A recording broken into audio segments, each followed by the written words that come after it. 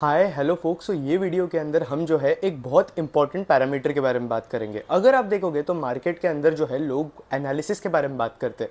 लोग क्या बोलते हैं कि यार अगर आप एनालिसिस सही से कर लोगे, अगर आप रिसर्च सही से कर लोगे, अगर आप सही वैल्यूएशन के अंदर एंटर कर लोगे तो बस आपका सीन सेट है। आपको जो है स्टॉक स्क्रीन करने का प्रोसेस आना चाहिए, ये आना चाहिए, वो होना चाहिए।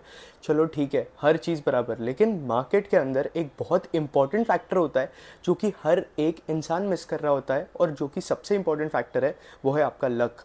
भाई आप मानो या ना मानो, आप कितनी भी रिसर्च कर लो, आपका जो लक है वो बहुत इंपॉर्टेंट रोल प्ले करता है। फॉर एग्जांपल, अगर आप मार्केट के अंदर लकी नहीं हो, आप कोई भी स्टॉक पिक कर लो। मैं कुछ एग्जांपल्स दूंगा, प्रैक्टिकल एग्जांपल्स की बात करेंगे हम इस वीडियो के अंदर, और फिर प्रॉपर जो है हम हमारे डिस्कशन को कंक्लूड करेंगे। क्योंकि लोगों को यार ऐसे लगने लगा है कि हम बस सही एनालिसिस कर ले, सही रिसर्च कर ले तो बस हमारा सीन सेट हो जाएगा, हमें कुछ करने की ज़रूरत नहीं है। लेकिन आप एक चीज़ को इग्नोर कर देते हो यार, वो होता है आपका खुद का लक।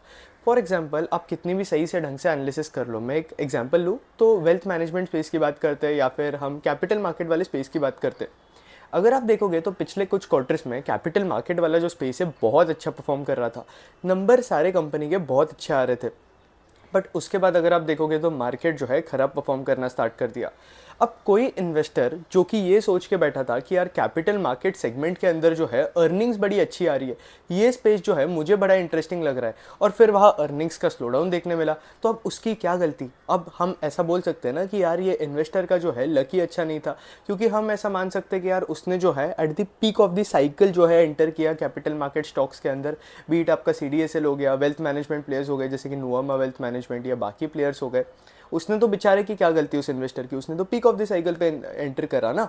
बट फिर इसके बाद अगर साइकिल ही खराब हो गया तो अब उसमें वो क्या कर सकता है, एट द एंड वही मैटर करता है, वो है लक। अब अगर आप देखोगे तो एक इन्वेस्टर को पहले से नंबर्स दिख रहे थे कि यार ये नंबर्स अच्छे रिपोर्ट कर रहे हैं कैपिटल मार्केट वाली कंपनीज, चलो इनके अंदर जाकर इन्वेस्ट कर देते। ऐसा भी हो सकता होगा यार कि कुछ टाइम के लिए कंपनी एक क्वार्टर के लिए अच्छे नंबर्स रिपोर्ट करे और फिर अगले कुछ क्वार्टर्स के बाद से नंबर्स कंपनी के जो है ख़राब होने स्टार्ट हो जाए, तो हम ऐसा बोल सकते हैं ना कि यार वो अनलकी हो गया। या फिर हम किसी एक और इन्वेस्टर का एग्जांपल लेंगे जो कि पहले इन्वेस्ट कर रखा था और कैपिटल मार्केट वाली सारी कंपनीज अच्छे अर्निंग्स रिपोर्ट कर रही थी, और बस सीन सेट। अब हम बोलते हैं कि यार मार्केट के अंदर हर चीज़ जो है, अब अगर आपने मेरे ही वीडियोस देखे रहेंगे तो आपको आइडिया लग गया होगा, कोई भी कंपनी का जो स्टॉक प्राइस है वो लॉन्ग टर्म के अंदर उसके अर्निंग्स के ऊपर डिपेंड करता है। अगर अर्निंग्स मोमेंटम नहीं दिख रहा है, अर्निंग्स के अंदर सस्टेनेंस नहीं दिख रहा है, तो भाई उसका जो प्राइस है वो सस्टेन नहीं करेगा लॉन्ग टर्म के अंदर। उसका स्टॉक का जो प्राइस है, ग्रोथ नहीं है, अर्निंग्स नहीं है, तो भाई या तो वो स्टॉक डिविडेंड देकर अपना स्टॉक प्राइस जो है वो सस्टेन कर सकता है। इसके बहुत सारे एग्जाम्पल है, जैसे कि अगर आप देखोगे तो एशियन पेंट्स डिविडेंड दे रहा है। बाकी अगर आप दूसरे लार्ज कैप्स देखोगे, ITC वगैरह, अब इन कंपनीज के अंदर क्या प्रॉब्लम हो चुका है, ग्रोथ जा चुकी है, तो ये कंपनीज क्या करती है, डिविडेंड देकर अपना स्टॉक प्राइस जो है वो सस्टेन कर चलती है।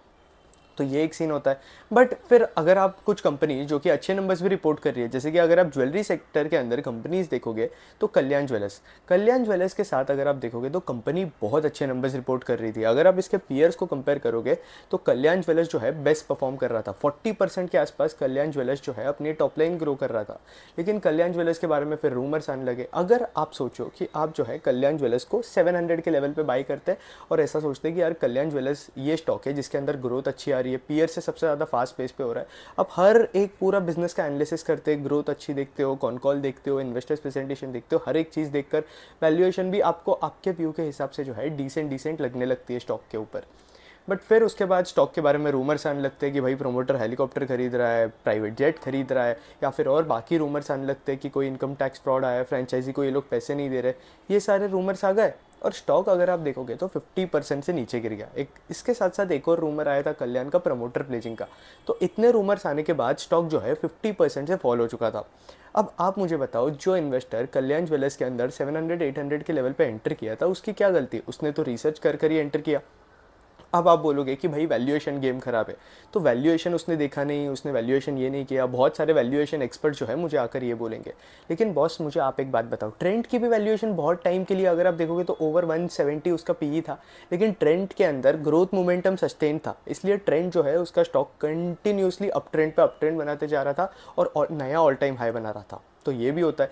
तो अब आप तो अनलकी हो गए ना, तो आपके मार्केट के जर्नी के अंदर फ़र्क नहीं पड़ता है बॉस कि आपको कितना ज़्यादा नॉलेज है, आप कितने ज़्यादा कॉन कॉल ट्रांसक्रिप्ट पढ़ते हो, आप कितनी ज़्यादा रिसर्च करते हो, आपको कितना ज़्यादा एक्सपीरियंस है। एक चीज़ जो कि सबसे ज़्यादा इंपॉर्टेंट रोल प्ले करेगी वो है लक। अब मेरे कुछ एग्जांपल बताओ तो माइक्रो फाइनेंस स्पेस के अंदर एक स्टॉक है अरमान फाइनेंशियल। अरमान फाइनेंशियल अगर आप देखोगे तो बड़ा इंटरेस्टिंग लग रहा था, क्योंकि वो अपनी लोन बुक जो है 30-35% के आसपास ग्रो कर रहा था। बट फिर उस स्टॉक के अंदर अगर आप देखोगे तो कुछ प्रॉब्लम आनी स्टार्ट हो गई। अब क्या प्रॉब्लम आनी स्टार्ट हुई, माइक्रो फाइनेंस स्पेस के अंदर अगर आप देखोगे तो इनकी डीपीडी बकेट्स जो होती है बैंक्स के अंदर, अगर आप देखोगे एनबीएफसीज के अंदर अगर आप देखोगे तो इनकी एसेट क्वालिटी ख़राब होने लगी। अब एसेट क्वालिटी क्यों ख़राब हो रही थी, क्योंकि कलेक्शन एफिशिएंसी जो है वो रिड्यूस हो रही थी। ये जो लैंड कर रहे थे वो लोग ले नहीं पा रहे थे। अब इसके पीछे भी बहुत सारे रीज़न थे, आपका ओवर लेवरेजिंग हो गया, या फिर आपका रेनफॉल थोड़ा बहुत रीज़न हो गया, इलेक्शन के आसपास का थोड़ा रीज़न हो गया था। और अगर आप देखोगे तो बहुत सारे लोगों ने क्या किया कि यार इतना ज़्यादा लेकर रखा था, इतना ज़्यादा लोन लेकर रखा था कि जितना वो रीपे भी नहीं कर पाएंगे। तो ये रीज़न की वजह से माइक्रो फाइनेंस साइकिल ख़राब हो गई, कलेक्शन एफिशिएंसी पूरे स्टॉक्स के अंदर रिड्यूस हो गई।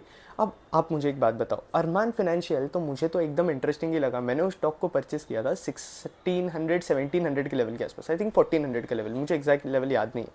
और वहाँ से वो स्टॉक के अंदर जो है डाउनफॉल आने लगा। इसके साथ साथ रीज़न बीइंग कि आपकी माइक्रो फाइनेंस की साइकिल जो है ख़राब हो चुकी थी। किसी को कुछ नहीं पता था। एक क्वार्टर हुआ, हमने जो देखने मिला कि यार डीपीटी बकेट्स थोड़े इंक्रीज हो रहे, कलेक्शन एफिशिएंसी जो है थोड़ी सी फॉलो हुई है, लोन बुक का गाइडेंस जो है मैनेजमेंट ने थोड़ा सा रिड्यूस करा है। बट इसके लिए मैनेजमेंट ने क्या रीज़न दिया था कि कंपनी जो है अभी हनीमून फेज जो है माइक्रो फाइनेंस का वो हो चुका है, तो इसलिए ग्रोथ रेट जो है थोड़ी स्लो डाउन होने लगी। तो अब मैंने ऐसा अज्यूम किया कि यार बाकी माइक्रो फाइनेंस कंपनीज़ को अगर आप देखोगे तो उससे तो अरमान बेटर ही परफॉर्म कर रहा है, वैल्यूएशन भी मुझे ठीक लगा, तो मैंने सोचा कि यार भाई कंसिडर कर सकते हैं हम अरमान को। तो ये मैंने सोचकर मैं फिर भी अरमान के अंदर एंटर कर रखा था। बट फिर अरमान के अंदर बहुत आ गई प्रॉब्लम, मैं फंस गया। अब इसमें मेरी क्या गलती, मेरी तो रिसर्च सही थी, हर एक चीज़ सही थी। अब कोई अगर बोलेगा कि भाई आपको एसेट क्वालिटी ख़राब हो रही थी, वो दिख नहीं रहा था क्या, ये देखो ये सब जो चीज़ें होती है, ये जो होता है हाइंडसाइड बायस होता है। लेकिन रियलिटी में अगर आप जाकर देखोगे तो भाई at the and luck he matter करा ना। मेरी क्या गलती कि मैंने जो है माइक्रो फाइनेंस के ख़राब साइकिल के अंदर एंटर कर दिया, इसमें मेरी गलती नहीं थी। CDSL हो गया। अब CDSL के जब तक क्वार्टरली नंबर्स आए थे तब तक स्टॉक जो है हाफ हो चुका था। जब से कैपिटल मार्केट के अंदर स्लो डाउन देखने मिला, स्टॉक जो है 1900 के लेवल से 1200-1300 के लेवल के आसपास जा चुका था। अब इसमें इन्वेस्टर्स की क्या गलती है भाई, आपका एक ही इंपॉर्टेंट मैटर करता है ना भाई, वो है लक वाला मैट्रिक। क्योंकि अगर आप देखोगे, हाँ मैं प्रेडिक्ट कर लेता, आपने मेरा क्वार्टरली रिजल्ट्स वाला वीडियो देखा होगा, नहीं देखा होगा तो शायद वो आ जाएगा कि आप क्वार्टरली रिजल्ट जो है किसी भी कंपनी के किस तरीके से प्रेडिक्ट कर सकते हो। बट अगर आप इसी तरीके से कैपिटल मार्केट वाले सेगमेंट के अंदर BSE को देखोगे तो भाई BSE उस स्पेस के अंदर जो है उस थियरी के हिसाब से एप्लीकेबल नहीं होगा।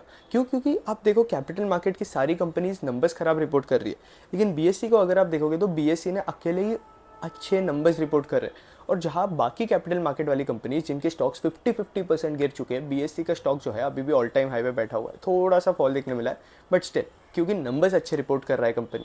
तो ये होता है। तो भाई आप कितना भी रिसर्च कर लो, कुछ भी कर लो, आपका लक फैक्टर जो है बहुत ज़्यादा इंपॉर्टेंट रोल प्ले करता है। और आप लक को भाई अंडर एस्टिमेट नहीं कर सकते हो। आप ऐसे नहीं बोल सकते हो कि भाई मैंने रिसर्च कर रखा है, मैं जो है सबसे सेफ खेल रहा हूँ। कुछ और एग्जाम्पल्स है यार, आप E2E नेटवर्क को देख लो। अब E2E नेटवर्क जो है इतने अच्छे नंबर्स रिपोर्ट कर रही थी। एक और कंपनी है कोवर्किंग स्पेस के अंदर, कंपनी का नाम है EFC लिमिटेड, वो भी नंबर्स अच्छे रिपोर्ट कर रही थी। लेकिन अगर आप देखोगे तो मार्केट करंटली ख़राब परफॉर्म कर रहा है, बेयर मार्केट चल रहा है। हर एक कंपनी, बीट आपकी अच्छी कंपनी हो बुरी कंपनी हो, आपके क्वार्टरली जो नंबर्स है वो अच्छे आए बुरे आए फ़र्क नहीं पड़ रहा है। हर एक कंपनी का स्टॉक प्राइस जो है उसके अंदर हमें फॉल देखने मिल रहा है। जो कंपनी ख़राब नंबर्स रिपोर्ट कर रही है, जैसे कि जेनटेक वगैरह आप देख सकते हो, जेन टेक्नोलॉजीज, वो ड्रोन वाली डिफेंस वाली कंपनी, तो उसके तो नंबर्स थोड़ी सा, उसका रेवेन्यू पेस ऑफ ग्रोथ जो है वो थोड़ा सा फॉल हमें देखने मिला। स्टॉक जो है ओवर आई थिंक 40-50% गिर चुका था।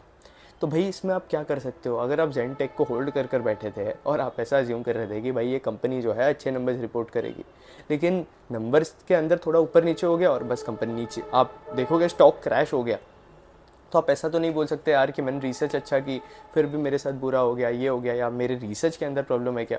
क्योंकि कई बार आप जो है रिसर्च अच्छी करके रखते हो, आपके रिसर्च के अंदर कन्विक्शन भी होता है, लेकिन भाई अगर आपके साथ लक फैक्टर प्ले नहीं करेगा तो बस फिर आपके साथ जो है वो दिक्कत होनी स्टार्ट हो जाएगी। बहुत सारे स्टॉक्स जो है अभी भी अवेलेबल है जो कि अंडर वैल्यूड लगते हैं, उनके पी जो है 25-26 के आसपास पी है, ग्रो कर रहे हैं भाई ये 40% के आसपास, 50% के आसपास। ये इंटरेस्टिंग अपॉर्चुनिटीज़ लगती है। लेकिन अभी अगर आप इनका चार्ट भी देखोगे हाइंडसाइड पे जाकर, आप ऐसे बोलोगे कि यार मैंने पहले ये लेवल पे इन्वेस्ट कर दिया होता, आज मैं ये लेवल पे, अगर आज के लेवल पे मैं आऊँ तो क्या प्राइस होगा उस स्टॉक का। तो अगर आप देखोगे तो 15-20%, 30% मैक्सिमम यही आपको रिटर्न मिलेगा उन स्टॉक से। तो ऐसा भी होता है यार कि आप बहुत अच्छे स्टॉक्स रिकॉग्नाइज़ कर लो, अच्छे बिजनेस वाले स्टॉक्स रिकॉग्नाइज़ कर लो, लेकिन उन स्टॉक्स के अंदर हमें पी री रेटिंग देखने नहीं मिल रही है। भले ही आपकी अर्निंग्स इंक्रीज हो रही है, पी जो है उनका मोर और लेस सेम है, मार्केट उनका पोटेंशियल रिकॉग्नाइज नहीं कर रहा है। तो ये सारी चीज़ें भी होती है। तो हमें जो है लक फैक्टर को लेकर ही जो है हमारे रिसर्च के अंदर चलना होता है। अब हम क्या कर सकते हैं, हम जो है हमारा बस काम कर सकते हैं, रिसर्च कर सकते हैं, अच्छे स्टॉक्स पिक कर सकते हैं, ट्रांसक्रिप्ट पढ़ सकते हैं, या फिर जल्दी एक्ट कर सकते हैं। ये सारी चीज़ें हम कर सकते हैं, बट लक वाला जो फैक्टर होता है वो हम कंट्रोल नहीं कर सकते। तो अगर हमें हमारा जो लक है वो बेटर करना है, तो बस हमें क्या करना है, हमें जो है लक वाला जो फैक्टर है वो इग्नोर करना है। इग्नोर मतलब इन द सेंस आप कंट्रोल नहीं कर सकते हो ना, अनकंट्रोलेबल फैक्टर है, तो भाई आप इसे थोड़ा साइड में रख दो और जो आपका खुद का रिसर्च वाला पार्ट है आप वहाँ फोकस करो। नए कंपनी स्टडी करो, नए सेक्टर स्टडी करो, अलग अलग चीज़ें जाओ, पढ़ो, इधर क्या हो रहा है, उधर क्या हो रहा है, पीयर्स को पढ़ो। और इस तरीके से आपका क्या होगा, आपका जो लक का जो सरफेस एरिया है वो एरिया इंक्रीज होने लगेगा, क्योंकि भाई आपका नॉलेज इंक्रीज हो जाएगा, आपको अलग कंपनीज़ के बारे में पता चलेगा, आपको पता चलेगा कि कौन से सेक्टर्स अच्छे कर रहे हैं। जैसे कि अगर आप नंबर्स ट्रैक करते हो तो होटल कंपनीज अच्छी कर रही है, ट्रांसमिशन सेक्टर अच्छा कर रहा है, ट्रांसमिशन एंड डिस्ट्रीब्यूशन वाला, रिसाइकलिंग स्पेस के अंदर कुछ कंपनी अच्छी कर रही है, कुछ कंपनी ख़राब कर रही है, रिटेल स्पेस के अंदर कंपनीज अच्छे नंबर्स दे रही है, आपका ज्वेलरी रिटेल स्पेस के अंदर कंपनीज अच्छे नंबर्स रिपोर्ट कर रही है, लेकिन स्टॉक्स के अंदर फिर भी हमें फॉल देखने मिल रहा है। तो अब इसमें क्या कर सकता है यार इन्वेस्टर, आप ऐसे तो नहीं बोल सकते ना कि यार बिजनेस अच्छा चल रहा है तो स्टॉक प्राइस जो है बस ऊपर की तरफ ही जाना चाहिए। ये जो है पॉसिबल नहीं है। इसमें जो है आपको बस लकी ही होना पड़ेगा, मार्केट वेट करना पड़ेगा कि भाई मार्केट जो है मेरे स्टॉक का पोटेंशियल रियलाइज़ करे। अभी रियलाइज़ करेगा, बाद में रियलाइज़ करेगा, लेकिन इन दी लॉन्ग टर्म अगर आप देखोगे तो भाई रियलाइज़ कर ही लेगा। तो आप फोकस करो कि आप किस तरीके से लकी बनोगे इंस्टेड ऑफ आपका लक वाला फैक्टर, क्योंकि लक वाला जो फैक्टर है भाई वो कंट्रोलेबल नहीं है। तो आप नई नई चीज़ें पढ़ो, नई नई चीज़ें करो। ये आपका मार्केट के अंदर नहीं, बाकी आपके जो दूसरे एस्पेक्ट्स है लाइफ के उनके अंदर भी ये जो है एप्लीकेबल है कि आप आपके प्रोसेस पे फोकस करो, लकी आप ऑटोमेटिक हो जाओगे, कोई फ़र्क नहीं पड़ेगा। अगर आप मेरा यूट्यूब देखोगे तो मैंने जो है इतने सारे वीडियोस क्रिएट करे, इतना ज़्यादा टाइम दिया, कुछ वीडियोस चलते हैं, कुछ वीडियोस नहीं चलते। अब मेरे पुराने वीडियोस देखोगे तो पुराने वीडियोस तो बिल्कुल ही वर्कआउट नहीं करते थे, किसी वीडियो पे 50 व्यूज़ आता था, 60 व्यूज़ आता था। बट अब अभी आज के डेट पे मेरे वीडियोस अगर देखोगे तो मेरे videos are working, people are liking my content. और उसके हिसाब से अगर आप देखोगे तो यूट्यूब भी जो है मेरे चैनल को प्रमोट करते जा रहा है धीरे धीरे।